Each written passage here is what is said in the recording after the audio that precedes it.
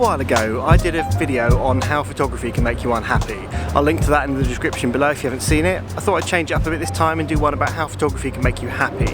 Because I've been reading Darren Brown's book lately called Happy, Why More or Less Everything is Absolutely Fine. It's a great book, I highly recommend it. In it he talks a lot about Stoic and Epicurean philosophy and the importance of being in the now. But an important thing he talks about is how that he's no happier now he's rich and famous, than he was when he was just getting by doing small magic gigs at private parties. And there's been a lot of research done into how material wealth affects happiness.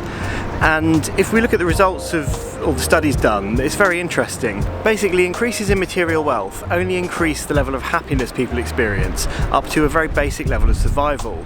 Beyond that, it kind of plateaus, and any more increases in material wealth don't actually make you any happier. For me, I think happiness is probably more complex than I think about it on a daily basis. It probably is more multifaceted and exists in more different forms than I currently understand it. There's a certain form of happiness that I do experience, and a lot of us can experience, and this is where photography comes into it. And it's a state you can get yourself into, and it's a state that's been kind of talked about for thousands of years, particularly in some Eastern philosophies. But it wasn't until the 1970s that it was investigated scientifically and properly given a name. And for that we have to thank the work of Hungarian-American psychologist Mihaly Csikszentmihalyi.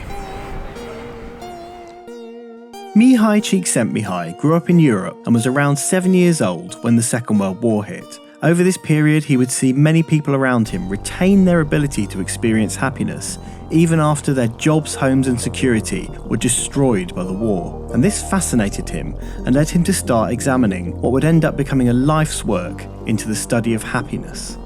As his research progressed, he began to look at artists and other creative people in order to understand what it was that drove them to spend their lives essentially doing things for which they worked very hard without the expectation of significant financial reward or notoriety.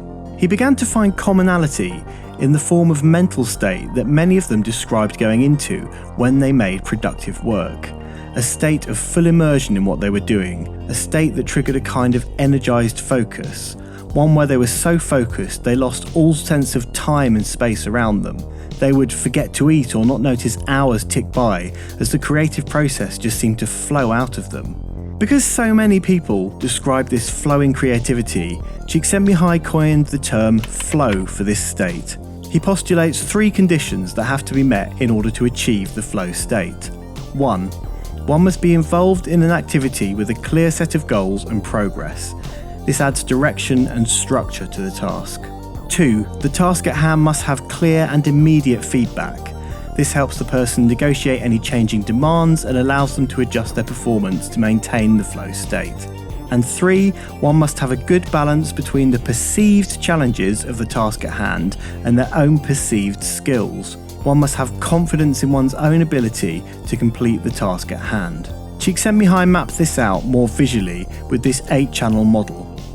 The horizontal axis represents your level of skill from low to high, and on the vertical axis we have the level of skill required to complete the challenge of the task you are attempting. The midpoint represents the mean level of skill for you personally, and so flow is achieved when both the challenge level and the skill level are higher than average, and when they work symbiotically together to achieve your goal. The flow state can be triggered when you're playing the piano, when you're doing an extreme sport, even when you're getting into a deep philosophical conversation with a good friend, or when you're taking and editing photos. Flow is about being completely present in the moment. It gives us a form of mental freedom. Risk-taking vastly increases, creativity vastly increases. All our focus is directed at the task at hand, and that means that our anxieties become diminished, as they are formed from bad things that have happened in the past and the possibility of what bad things may happen in the future. Our mind is drawn completely into the now. On top of that, scientists have discovered that flow also gives our brains a profound neurochemical release. We get a massive hit of feel-good chemicals.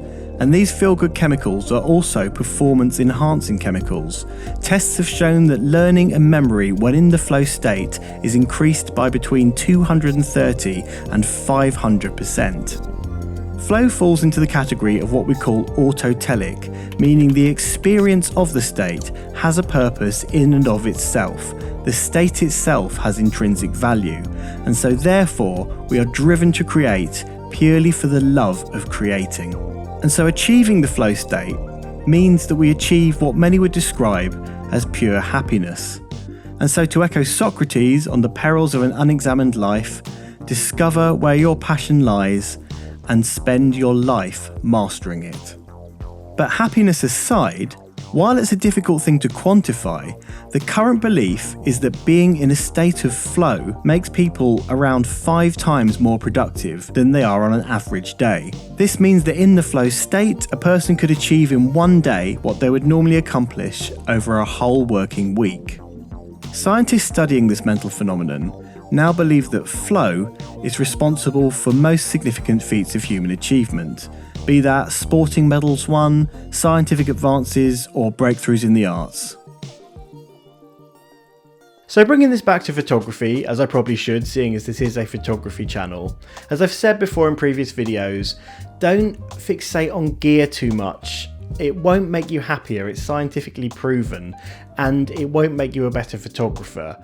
Obviously, if you need something for a specific purpose, buy it, that goes without saying, but concentrate instead on using what you've got to achieve that flow state, to get yourself to that level where you become ultra productive and happy at what you're doing, because that is what it's all about.